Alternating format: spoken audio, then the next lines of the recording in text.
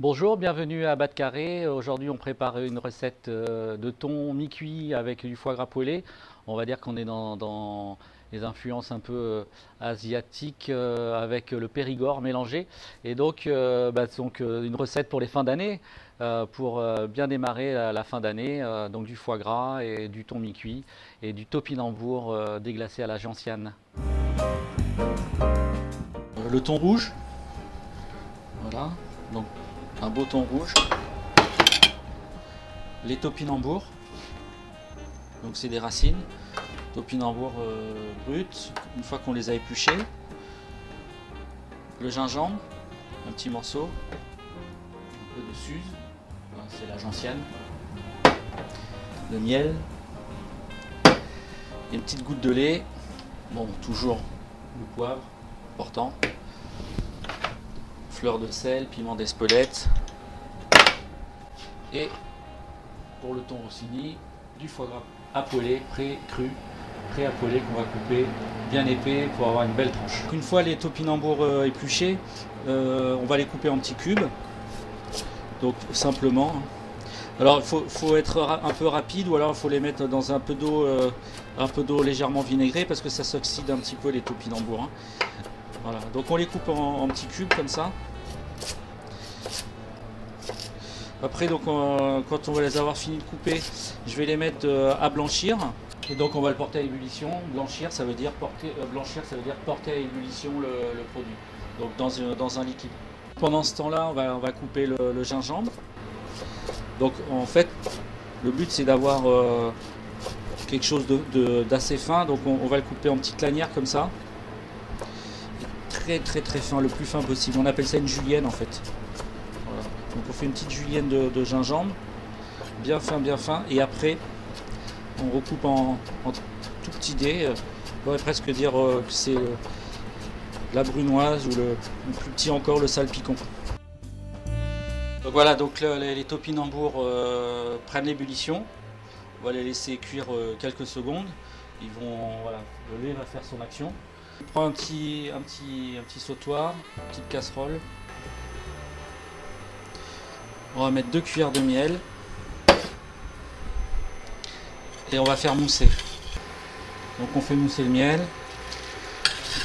On rajoute un petit peu de gingembre. Alors j'en ai pas mis trop parce que par rapport à la quantité de topinambours, hein, forcément. Et on rajoute les topinambours. Après je baisse le feu. Et on va mitonner, comme ça, jusqu'à ce que le topinambour soit bien fondant. Mitonner, c'est cuire très doucement. On va mettre une assiette dessus. Et on va laisser cuire un petit couvercle ou une assiette sur le truc, ça va mitonner tout doucement. Juste la dernière touche, en fait, c'est qu'au dernier moment, on rajoutera un petit peu de suze. Et ça va donner un petit goût un peu gentiane dans notre plat. Et ça va donner vraiment le petit plus du plat. La Suisse, ça équilibre bien le miel en fait. C'est-à-dire qu'on n'a plus du tout on n'aura pas du tout la sensation de manger quelque chose de sucré salé. Le thon, c'est pour faire du mi-cuit. Donc il ne faut pas couper trop fin. Le thon, vraiment, ça se coupe, voilà. En même temps, donc on a notre lobe de foie gras. Donc c'est un foie gras cru entier. Donc on va couper des tranches.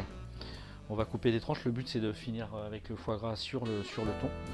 Et on va couper 2 belles tranches. Alors c'est pareil, le foie gras ça se coupe relativement épais. Hein, sinon on va tout perdre dans la poêle et on n'aura plus rien. Hein. Le but c'est d'avoir quelque chose de légèrement doré, croustillant sur le dessus et moelleux à l'intérieur. Donc on a 2 poêles. Une poêle avec un petit peu d'huile d'olive où on va faire revenir le thon. Et puis une poêle pareil, par contre sèche, où on va faire cuire le foie gras. Alors on va commencer par le foie gras, parce que le thon vraiment on va le faire vraiment mi-cuit. Donc le foie gras on va laisser bien chauffer la poêle. Et donc finalement j'avais dit en premier, en deuxième, enfin c'est presque en simultané. Hein. Donc on a le thon. Donc en même temps je rallume un peu sous la plaque du topinambour. Comme ça on a tout qui est bien chaud. Je baisse le feu parce que mon foie gras, regardez comme il est magnifique. Voilà, c'est chaud. Donc, quand c'est saisi d'un côté, je baisse le feu et je retourne le foie gras et on laisse finir de cuire. On sait qu'il est cuit. Je plante mon diapason dedans. Ça n'accroche pas, c'est très. Il n'y a plus du tout de fermeté, c'est que le foie gras est cuit. On touche comme ça, si c'est tiède à l'intérieur, c'est que le foie gras est cuit.